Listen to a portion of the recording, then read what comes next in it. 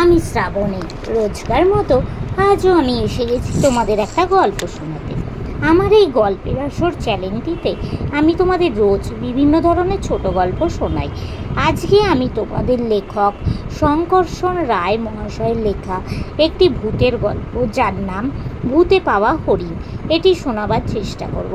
তো বন্ধুরা, ভূতের গল্প তো আমরা সবাই শুনতে পারি, ভালোবাসি, তাই আমি তোমাদের রিকোয়েস্ট করছি, প্লিজ তোমরা আমার বলা গল্পটা স্কিপ না করে গিয়ে পুরোটা শোনো। আশা করছি তোমাদের ভালো লাগবে। আমি যেহেতু একজন শারীরিক প্রতিবন্ধী, নিজের প্রতিবন্ধকতাকে ভুলে নিজের একটা পরিচয় তৈরি করার লক্ষ্যেই তোমাদের এই গল্প শোনানোর কাজটা শুরু করেছি। তোমরা যদি আমাকে সাপোর্ট করো তবেই আমি এই কাজে সফল হতে পারবো। তো বন্ধুরা, প্লিজ তোমরা আমার বলা গল্পগুলো স্কিপ না করে গিয়ে পুরোটা শোনো। আমার চ্যানেলটা সাবস্ক্রাইব করো, লাইক করো, কমেন্ট করো ও শেয়ার করে দাও। আর এখনো অবধি যারা আমার চ্যানেলটা সাবস্ক্রাইব করেছো তাদেরকে অনেক ধন্যবাদ জানিয়ে আজকের গল্পটা শুরু করছি। তো চলো শুরু করা যাক। ভূতে পাওয়া হরিণ, শঙ্কর্ষণ রায়। ভূতে পাওয়া হরিণ। হরিণকে কি কখনো ভূতে পায়? আর কোথাও না পাক, মণিপুরের বিশেষ একটা জায়গায় পায়।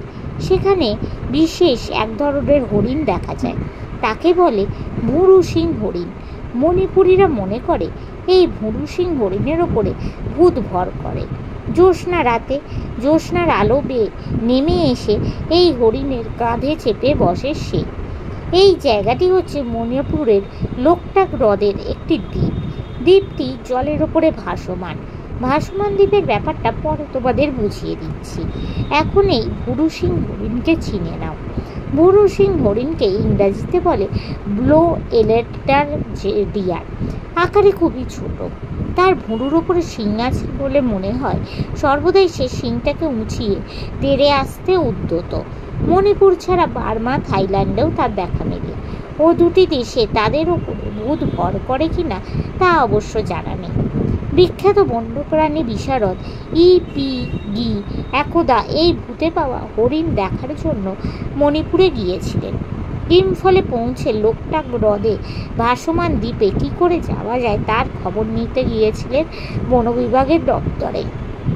এখন তোমাদের বুঝিয়ে দিচ্ছি ভাসমান দ্বীপটি কী ধরনের দ্বীপ। জমা জলে শ্যাওলা, আগাছা, ঘাস, পলিমাটির সঙ্গে মিশে একাকার হয়ে একটি ঘনীভূত স্তর রচনা করে। তা কয়েক ইঞ্চি শুরু করে কয়েক ফুট পর্যন্ত পুরু। তার ওপর দিয়ে হাঁটলে স্তরটি কাঁপতে থাকে। স্তরটি যেখানে পাতলা সেখানে পা ডুবে যাবার আশঙ্কা আছে, কাজেই খুব সাবধানে হাঁটতে হয়। স্থানীয় মণিপুরীরা অবশ্য পারতপক্ষে এখানে পা দিতে চায় না, কারণ জলে ভাসমান এই স্তরটিকে ভৌতিক ব্যাপার বলে তারা মনে করে। ভাসমান উদ্ভিদের স্তর দিয়ে গড়া দ্বীপটিকে তারা ভৌতিক দ্বীপ নাম দিয়েছে। এই ভুতুরে দ্বীপে থাকে বলেই নাকি ভুরু সিং হরিণের ওপর ভূতে ভয় করে। এই হেন ভুতুরে দ্বীপে স্থানীয় মণিপুরীদের নিয়ে যাওয়া অসম্ভব ব্যাপার। কাজেই বন বিভাগের অধিকর্তা একজন ফরেস্ট রেঞ্জারকে নির্দেশ দিলেন যে ওই সাহেবকে ভাসমান দ্বীপে নিয়ে যেতে। বন বিভাগের একটি নৌকোয় করে ফরেস্ট রেঞ্জার ও গি সাহেব ওই দ্বীপে গিয়ে পৌঁছলেন। বন বিভাগের একটি খাল কেটে দ্বীপটাকে দুভাগ করেছে। এই খাল দিয়ে কিছুটা এগিয়ে গিয়ে গি সাহেব ও ফরেস্ট রেঞ্জার একটি ছোট পাহাড়ের নিচে গিয়ে নৌকা বাঁধলেন। পাহাড়ের মাথায় বন বিভাগের বাংলো।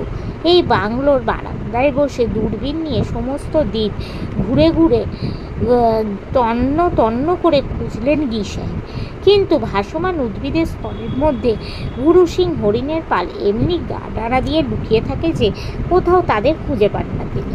ফরেস্ট রেঞ্জার বললেন, ওদের খুঁজে পাবেন না মিস্টার গি, সবসময় ওরা গা ঢাকা দিয়ে থাকে।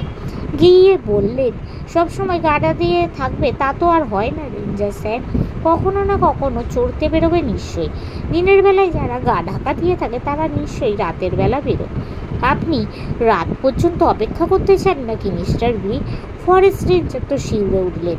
নিশ্চয়ই জ্যোৎস্না রাত, ওরা বেরিয়ে পড়লে দেখতে পাবো নিশ্চয়ই।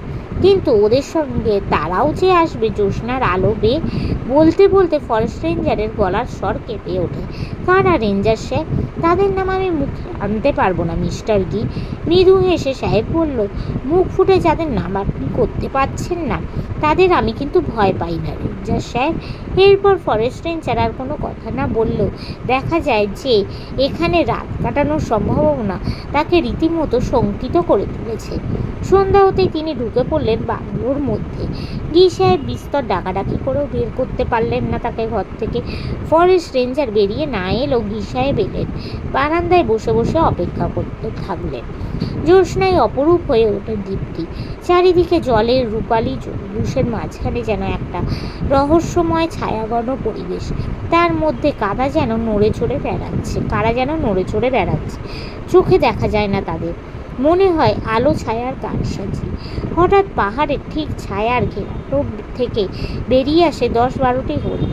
তাদের ভুরুর ওপর বাদামি চামড়ার ওপর সাদা ছোপ জ্যোৎস্নায় মগমল করে, জলঝল করে তাদের কালো চোখ। হঠাৎ তারা মুখ তুলে তাকায়। কি সাহেবের দিকেই যেন তাকিয়ে আছে মনে হলো সাহেবের।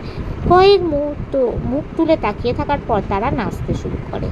একই সঙ্গে যৌথ নৃত্যের ছন্দে তারা পা ফেলে ফেলে নাচতে থাকে। মুগ্ধ বিস্ময়ে চেয়ে থাকেন গি সাহেব। দৃশ্যটা এমন অপ্রাকৃত যে গি সাহেব নিজের চোখেও বিশ্বাস করতে পারলেন না।